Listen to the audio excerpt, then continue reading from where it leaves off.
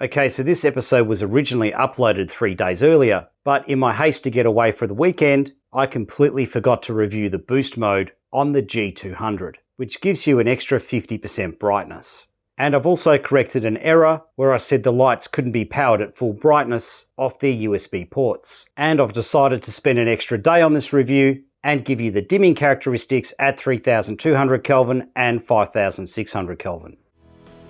Hi everybody, thank you again for joining me on another episode of Gaffer and Gear. In today's episode we're going to look at several lights from this brand, whose name I'm not even going to try to pronounce. These guys specialise in making very small, very powerful, compact LED lights.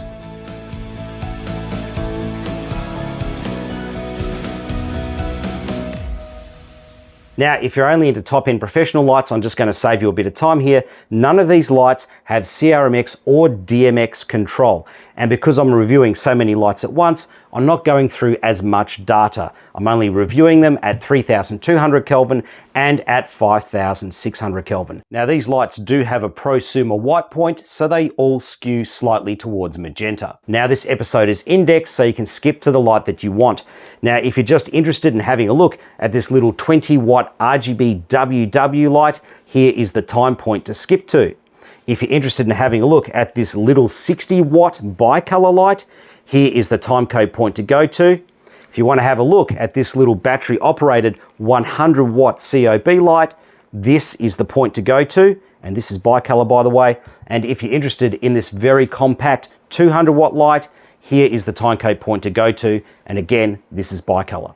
All right, so let's start off by looking at the 5-ray M20C fill light combo first. So this is the little RGB unit. Now, you get your instruction manuals, you get a USB-C to USB-C cable, and you get a little bag to put the light in, and you of course get the light itself. So this kit sells for $180 and typically 280 Australian dollars, but I have seen it advertised as cheap as 250 and as expensive as 340, so there is a bit of price range there. All right, so let's go through the other things in the kit. Barn doors, you get a honeycomb, and you get a removable diffuser. Now, the light does have a built-in diffuser. All right, now, in terms of the mounting options, it has this cage which you can disconnect from the light.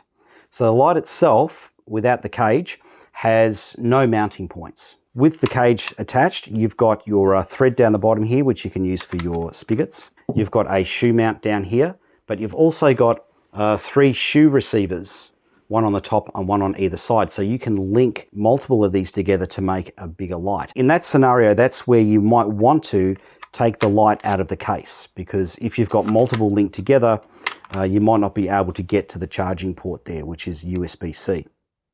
All right, let's go through the cons and get those out of the way. As I mentioned in the introduction, these do have what I'd call a prosumer white point. So they're a little bit on the magenta side, or for my taste, quite a bit towards magenta. So that could be a bit of a negative. Now, this light does have green magenta correction, but the problem with the green magenta correction is it only has 10 increments of adjustment and it's quite coarse. So what I would suggest, if you want to get a good color balance out of this thing, what I'd suggest is dial in 1 increment of green, which I'll do now. So dial in 1 increment of green, and that tends to get you pretty close. As an additional possible negative, it is not high-speed flicker-free, but I don't think that's going to be an issue. If you're going to shoot at 1000 frames per second or something like that, you're not going to use a 20-watt light. The next possible negative is the CCT accuracy below 25% on the dimmer. It is pretty ordinary. All right, let's go through the pros now. 20 watt. Okay, so a lot of our small lights like this are 7 watt to 12 watt, 20 watts, quite a bit of firepower. So you can see here, it is doing quite a bit. I've got my lights at my normal level in the room here. So this is actually kicking out quite a bit of firepower.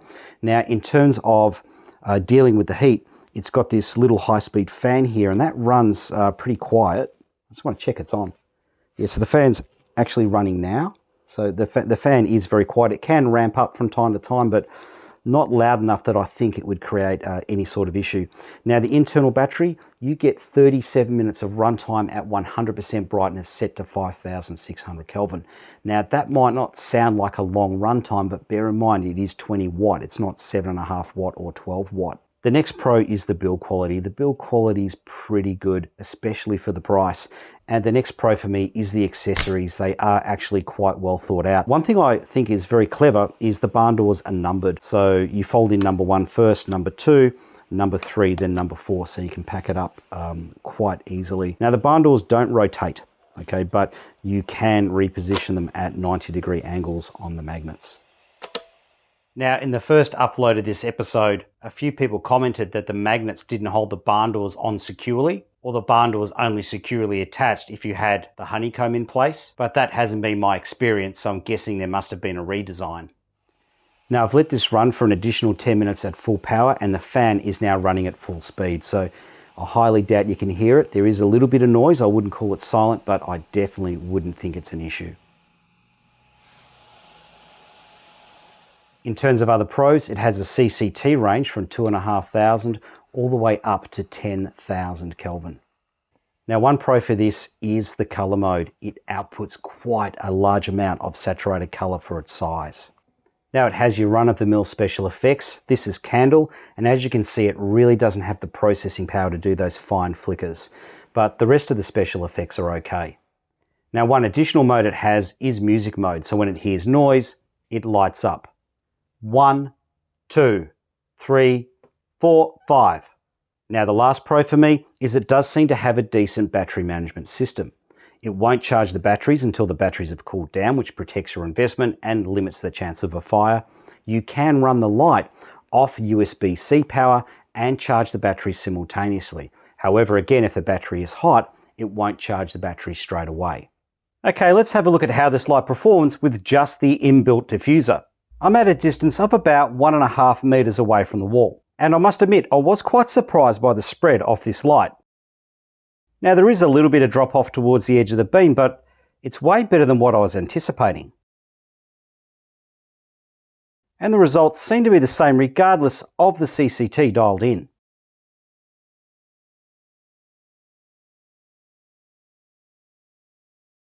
Now the thing that really surprised me was how much saturated colour this light can pump out. If you have a look at the brightness readings for the colours in relation to the white light, this has a way higher ratio than is typical with RGB WW lights. Now let's have a look at how well the honeycomb works.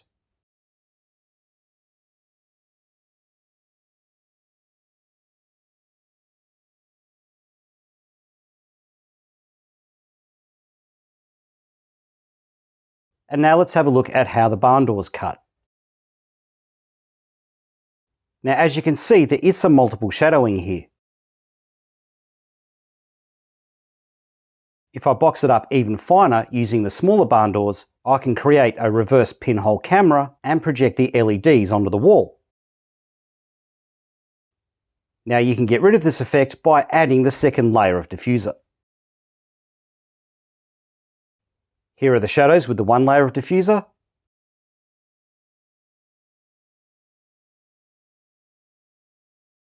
And if you pop on the second layer, there's pretty much no difference at all. Now let's take a look at the dimming characteristics. First off at 3200 Kelvin. Now I've taken readings at 100%, 50%, 25%, 10%, 5% and 1%. The CCT accuracy does drift quite a bit from 10% and below. The colour render score does drop from 96 down to 95, and the white point or delta UV does drift a bit, particularly below 10%. Now let's take a look at 5600 Kelvin. Below 50%, the CCT does go on a bit of a walk. The colour render is a constant 95, and the white point colour hue or delta UV remains very consistent. Set to 3200 Kelvin, I got 3210 with an SSI score of 86. The TM30 colour render results were 96% average colour accuracy with an average 103% colour saturation. All of the CRI scores are plus 90, and it has a very healthy spectrum distribution. However, the light is fairly magenta with a delta UV of minus 0.0027, which is a little bit more than the equivalent of a 1/8 correction gel. Now the light does have green magenta correction, but the correction is far too coarse to tune this out accurately. When I dialed in 5600 Kelvin, I got 5701 with an SSI score of 76. The TM30 color render results were 95% average color accuracy with an average 103% color saturation. With the CRI scores, R9 and R12 were below 90. Here is the spectrum distribution. And again, the light comes in magenta with a delta UV of minus 0.0024. So if your camera is working to the Planckian curve, this will be magenta to about the equivalent of a 1/8 correction gel. And if you're working to the daylight curve, this will be magenta to about the equivalent of a 1/4 correction gel. Okay, let's have a look at how accurately this light dials in its color vectors. 0, 360 degrees or red was smack on the money at 0 degrees. When I dialed in 120 degrees or green, it was smack on the money. 240 degrees or blue was also smack on the money. When I dialed in 60 degrees or yellow, it was very close with 64. 180 degrees or cyan was also very close at 188 degrees. And 300 degrees or magenta came in at 280 degrees. Now the light desaturates to a white point using its color emitters, not some RGB mix, with a CCT of 6446 and almost on the Planckian curve. All right, now let's take a look at the Molis G60 combo kit. So this sells for around $250 and in Australian dollars, there's quite a bit of price difference there. There's the lowest price I found online was $370. You're more typically looking at about $460. Now, $460, that's from reputable dealers who have a physical premises, so you've got somewhere to go if you need some backup. All right, let's have a look through the kit. So you get the box with the light. All right, you also get a Bowen mount adapter because this thing has a mini Bowen mount, which is not compatible with the Forza series, just so you know. And you get this nifty little dome. So we'll take a look at that in a sec. All right, so the light comes in a bag and the bag is quite well constructed. And there's plenty of padding in the bag to look after your investment. Now you get your instruction manuals and your service card. Next thing I'll pull out is this little bag here. So this little bag is for your power supply so that you can mount the power supply to your light stand with the strings. You get a handle, which is also a mini tripod. You get your power supply. And you get a mini IEC lead with your regional power socket. Now you get the light, which has a silicone cover for the COB area. This light is incredibly small and very, very lightweight. Now you've got a little locker on the side here to move your stirrup or your mount. I wouldn't really call that a stirrup. Now the stirrup has a thread here for your spigots. Now it's pretty easy to operate. On the top you've got your power button and on the back you've got two knobs, one for dimming and one for your CCT. The CCT range is 2700 Kelvin to 6500 Kelvin. Next thing in the kit is a mini Bowen mount reflector. And you also get a silicone dome, which you can put over the reflector. Okay, let's take a look at the softbox that comes with it, and this thing's pretty cool. So just undo the Velcro, squeeze down here, and it's fully assembled, ready to go. And if you want to pack it up, just give it a little twist here, and it undoes. So how simple is that to operate? Now, because it's not a massive light source, it's not going to give you a big glamorous soft light, but it is an ideal size as an eye light, and as a run and gun solution, it could come in quite handy. Now, this dome does come with a grid, and much to my surprise, the grid is actually quite effective. Okay, let's take a look at the Bowen mount adapter. So it's got a little bit of a reflector in here to intensify the light level, but there is a cutout here, and that cutout is because that's where the release is to unlock the light from the adapter. Now you've also got the release up here to unlock the Bowen mount. This thing is actually really solidly constructed, I'm quite surprised, and it also doubles as an umbrella mount. All right, so this looks a tad ridiculous having a small light on the back of a big modifier like this.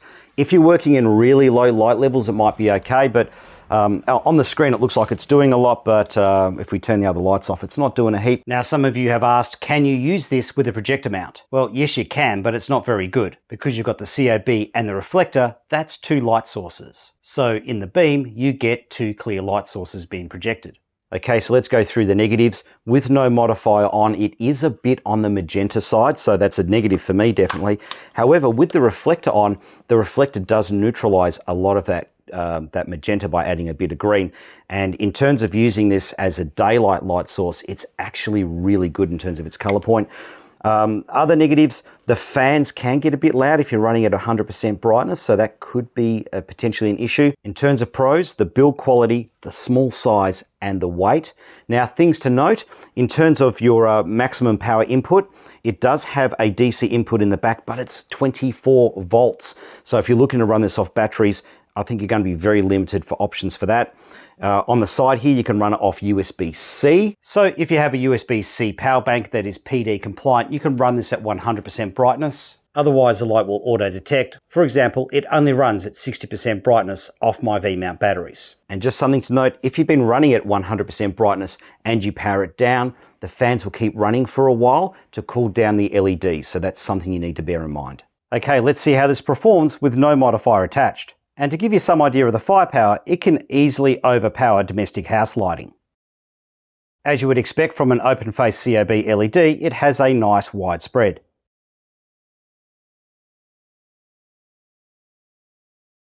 Just like with most lights, there is a little bit of green colour hue towards the edge of the beam.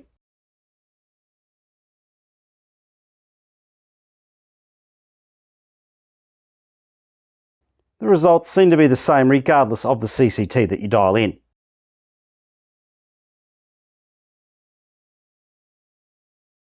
And the shadows are razor sharp because it's such a small light source. Now let's take a look at the light with the reflector attached. And I have to say straight off the bat, this is not the most even reflector I've come across.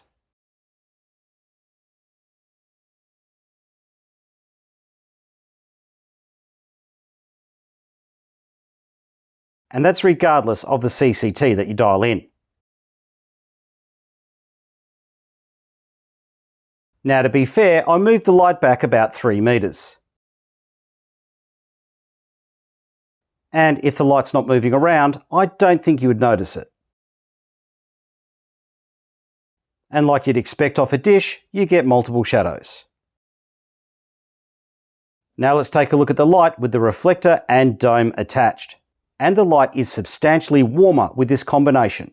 I got 5043 Kelvin with the light set to 5600. This combination offers a massive large even spread. But the trade-off is light level.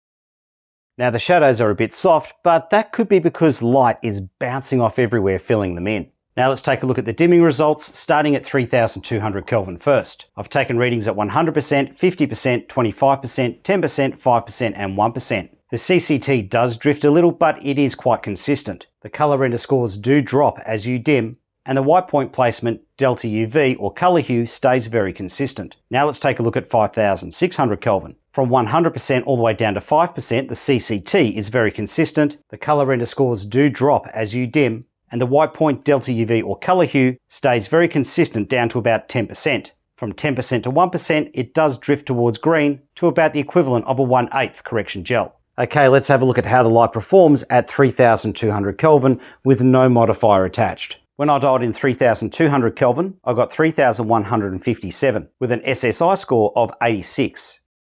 The TM30 color render results were 96% average color accuracy with an average 102% color saturation. With the CRI scores, only R12 is below 90. This is the spectrum distribution, and the light has a magenta hue with a delta UV of minus 0.0026, which would be a little bit more than the equivalent of a 1/8 correction gel. Now let's compare that to 3200 Kelvin with the supplied reflector. With the reflector on and dialing in 3200 Kelvin, I got 3125 with an SSI score of 87. The TM30 color render results were 96% average color accuracy with an average 102% color saturation. With the CRI scores, R12 is below 90. This is the spectrum distribution, And the only difference is the white point accuracy. With the reflector on, the light is less magenta with a delta UV of minus 0.0013, which would give the light a slight magenta hue, but nothing that's really perceivable. Now let's have a look at how the light performs at 5600 Kelvin with no modifier attached. With no reflector on, when I dialed in 5600 Kelvin, I got 5765 with an SSI of 75. The TM30 color render results were 94% average color accuracy with an average 102% color saturation. With the CRI scores, R9 and R12 were below 90. This is the spectrum distribution. And again, the light is magenta with a delta UV of minus 0.0020. So if your camera is working to the Plancking curve, this will be magenta to almost the equivalent of a 1/8 correction gel. And if you're working to the daylight curve, this will be magenta to about the equivalent of a 1/4 correction gel. Now let's compare 5600 Kelvin with the supplied reflector. Now with the reflector attached, I got a way lower CCT of 5415. The SSI score was slightly higher with a 76. The TM30 color render results are very similar with a 94% color accuracy and an average 101% color saturation. With the CRI scores, only R12 is below 90. This is the spectrum distribution. But here's the big point of difference. The light no longer has a magenta color hue. Instead, it has a delta UV of plus 0.0012. This positions the white point above the Plancking curve and in that safe zone below the daylight curve. All right, now let's take a look at the Molis X100 combo kit. This sells for about $400 US and around the $650 Australian price point. All right, so in the kit you get the light, which we'll talk about in a sec, and you also get a mini boa mount to boa mount adapter. Now we're going to talk about this first because it's not the same design as the mini boa mount to boa mount adapter in the other kit, and this does have a bit of a flaw. Now with this adapter, the light mounts and locks on the back, and it has a fully encapsulated reflector, which unfortunately has a very narrow beam, which results in a hotspot. Now this of course means that you won't be able to evenly illuminate your softbox modifiers. So as you can see here on the lantern, there's a massive hotspot in the center and not much light hitting the sides. Now in addition to that, if you were thinking about mounting this onto a Fresnel and using it as some sort of portable handheld battery operated light cannon, and the thought had crossed my mind, the optics are completely shot. This is the Fresnel in full flood. And in combination with a projection mount, you can't get an even beam. All right, so let's go through the bag now and have a look at what we get. So the bag's very well constructed and everything has adequate padding. You get your usual instruction manuals and warranty information. You get your regional power cable. You get a power supply to run the light off AC power. You get a little carry strap that you can attach to the light.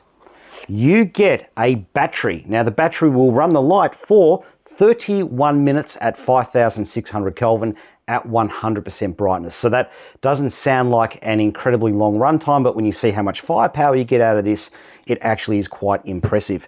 Now you get the light, of course. Now have a look at this. This thing is absolutely covered in warnings about heat and fire and glare.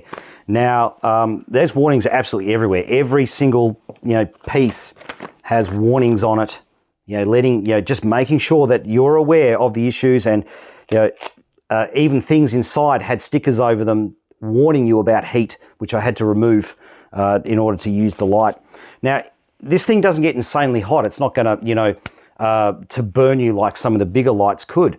But I think the concern is here, because it's so tiny and so small, it would be very easy to forget that this is a high-powered unit and do something silly like put it on a table and then catch the table on fire. Also in the kit is a mini boa mount reflector, and you get a USB-C to USB-C power cable. For a 100 watt bicolor light, this thing is very small and very compact. The cooling fan, although looking ominous, does a very good job of cooling the system, and in my opinion, it runs very quietly. It's not whisper quiet when it fires up to full blast, but it is quieter when compared to other 100 watt units. It's very simple to use with two knobs, one for CCT and one for dimming. The power button is located in the bottom left-hand corner, and you do have to go through a bit of a song and dance to turn this on. You have to press the power button first, and then rotate the dimmer knob in order for it to turn on. Now this makes a lot of sense. This is not the sort of thing you'd want to put down on a table and accidentally turn on with someone pressing the button. Now it has two mounting points built into the bottom. one that's in the center of the light,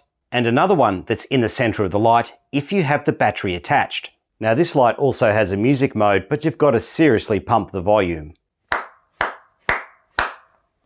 Hello!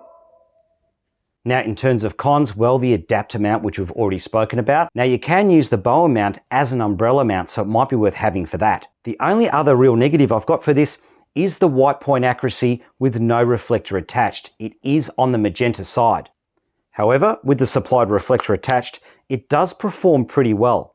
Now let's get into the pros. Its build quality, size and weight are very much pros if you're looking for something small and portable. And if you're a big fan of sharp shadows, you're going to love this. Now just to note, in terms of powering this, you can run it off the supplied battery, which clips onto the side and is a nice size for you to use as a handle. You can also power it through the bottom via USB-C. Now if you're using a USB-C battery pack that is PD compliant, you can run this light at 100% brightness. Otherwise the light will auto-detect and run at a reduced brightness level. And it will also power at 100% brightness through the 48 volt DC inlet. Okay, let's have a look at how this light performs with no modifier attached. And its lightweight and compact form factor are ideal for messing around with shadows. This would definitely be a funky light to use on a music clip if you wanted to do some shadow play. Now on the edge of the beam, there is a little bit of green color hue.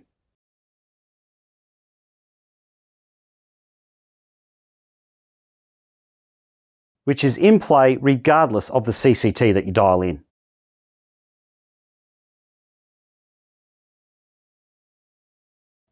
And you guessed it, being a small light source, the shadows are incredibly sharp. Now let's have a look at how it performs with its supplied reflector. And again, this is definitely not the most even reflector I've come across.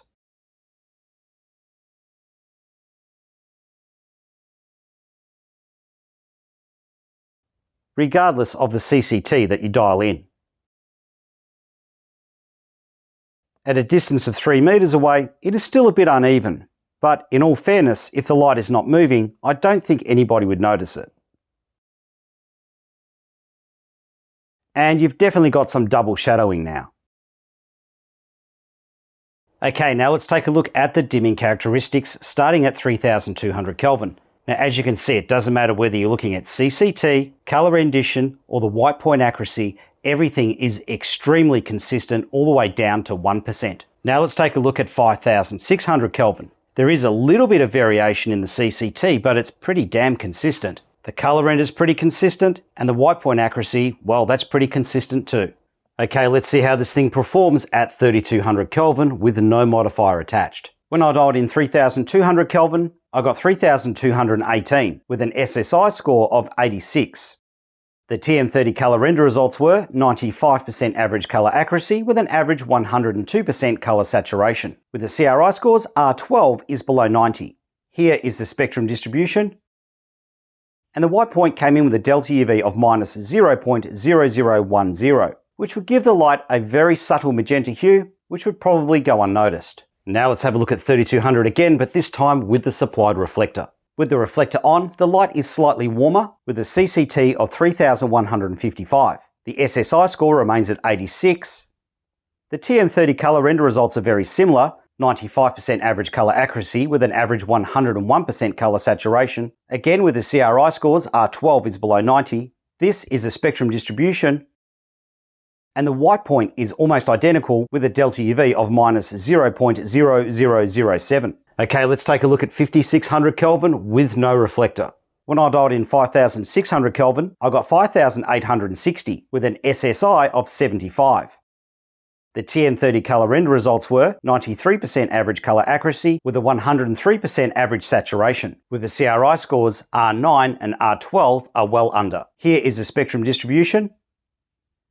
And the light has a magenta hue with a delta UV of minus 0.0025. So if your camera is working to the Planckian curve, this will be magenta to almost the equivalent of a 1/8 correction gel. And if you're working to the daylight curve, this will be magenta to about the equivalent of a 1/4 correction gel. Now let's do a comparison with the reflector attached. Set to 5600 Kelvin with the reflector on, the light is much warmer with a CCT of 5472. The SSI has slightly increased to 76.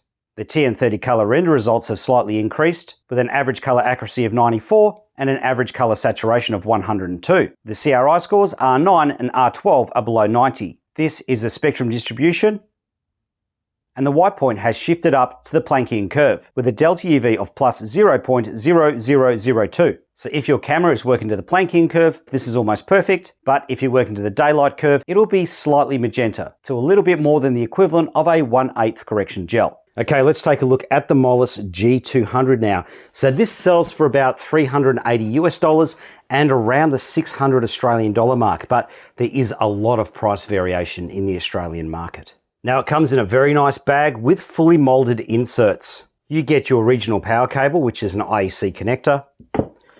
You get your power supply and controller, which are built into one.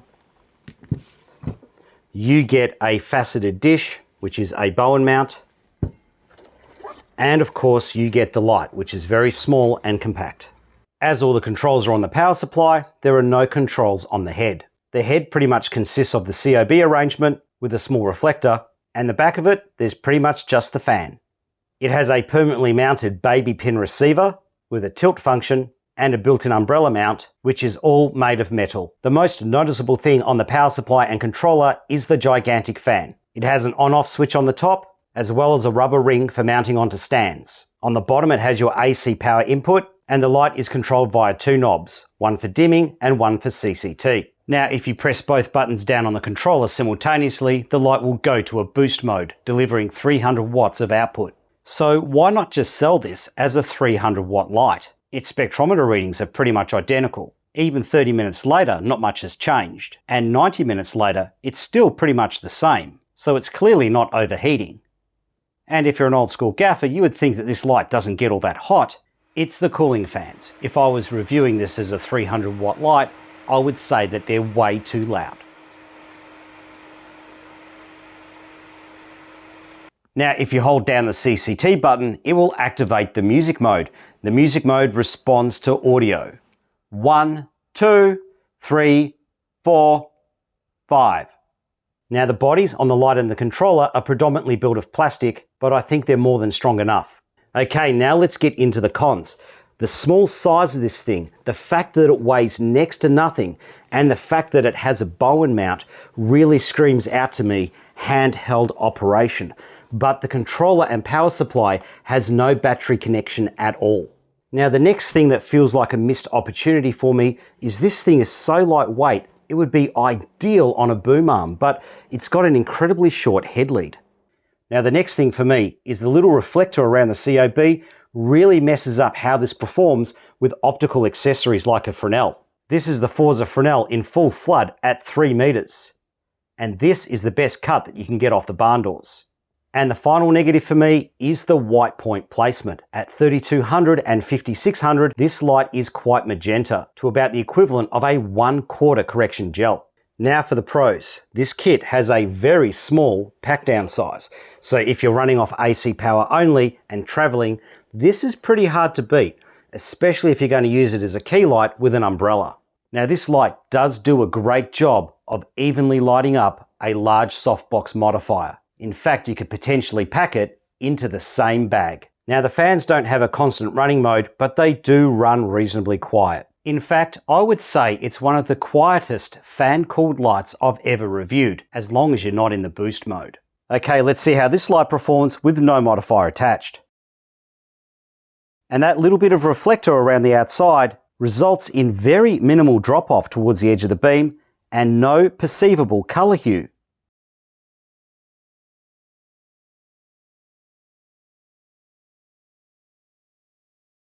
The results are the same regardless of the CCT.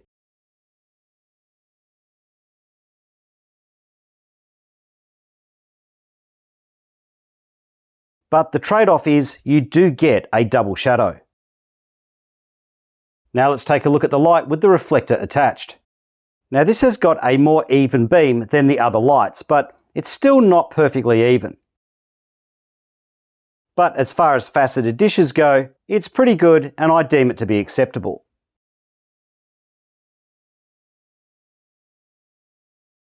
And the results seem to be the same regardless of the CCT that you dial in.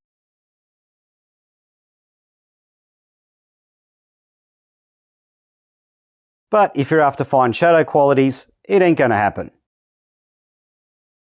Okay, let's have a look at the dimming characteristics at 3200 Kelvin first. And I've taken readings at 100%, 50%, 25%, 10%, 5%, and 1%. There is a little bit of CCT variation, but it is pretty consistent. The TM30 color render score is a consistent 95, and the Delta UV white point or color hue is very consistent.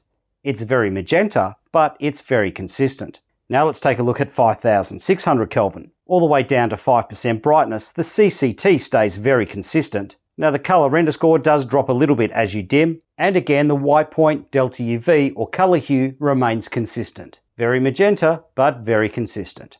Alright, let's see how this thing performs at 3200 Kelvin with no modifier attached. Set to 3200 Kelvin, I got 3178 with an SSI of 84. The TM30 color render results were 95% average color accuracy with an average 103% color saturation. With the CRI scores, only R12 is below 90. This is the spectrum distribution. And the color hue is way off towards magenta with a Delta UV of minus 0.0042, which should be somewhere in the vicinity of a 1/4 correction gel. Alright, let's have a look at 3200 Kelvin with the supplied reflector. With the reflector on, the CCT was very close, with 3206. The SSI score has dropped slightly to 83. The TM30 color render results are the same, 95% average color accuracy with a 103% color saturation. With the CRI scores, R12 is below 90. This is the spectrum distribution. And the white point is still way off towards magenta with a Delta UV of minus 0.0049. Now let's have a look at 5600 with no reflector attached. With no reflector on and set to 5600 Kelvin, I got 5641 with an SSI score of 75. The TM30 color render results were 94% average color accuracy with an average 103% color saturation. With the CRI scores, R9 is only just below 90 and R12 is below 90. This is the spectrum distribution. And again, the white point on the light is way off towards magenta with a Delta UV of minus 0.0029. So if your camera's working to the daylight curve, this will be magenta to a little bit more than the equivalent of a 1/8 correction gel. And if your camera's working to the daylight curve, this will be magenta to a little bit more than the equivalent of a 1/4 correction gel. Now let's compare that to 5600 with the attached reflector. With the reflector on, I got a very similar CCT, 5664. The SSI score remained the same at 75. The TM30 color render results are very similar, 94% average color accuracy with an average 102% color saturation. With the CRI scores, only R12 is below 90. This is the spectrum distribution. And the light still has a very similar magenta hue with a Delta UV of minus 0.0027. So if your camera is working to the daylight curve, this will be magenta to a little bit more than the equivalent of a 1/8 correction gel. And if your camera is working to the daylight curve, this will be magenta to a little bit more than the equivalent of a 1/4 correction gel. Okay, that's another gear review done. It is amazing how small the tech is getting. I mean, I think back to my first little battery operated HMI, that cost me $8,000 and it wasn't as bright as this thing and the battery didn't last this long. Okay, see you on the next episode of Gaffer and Gear. Take care, everybody.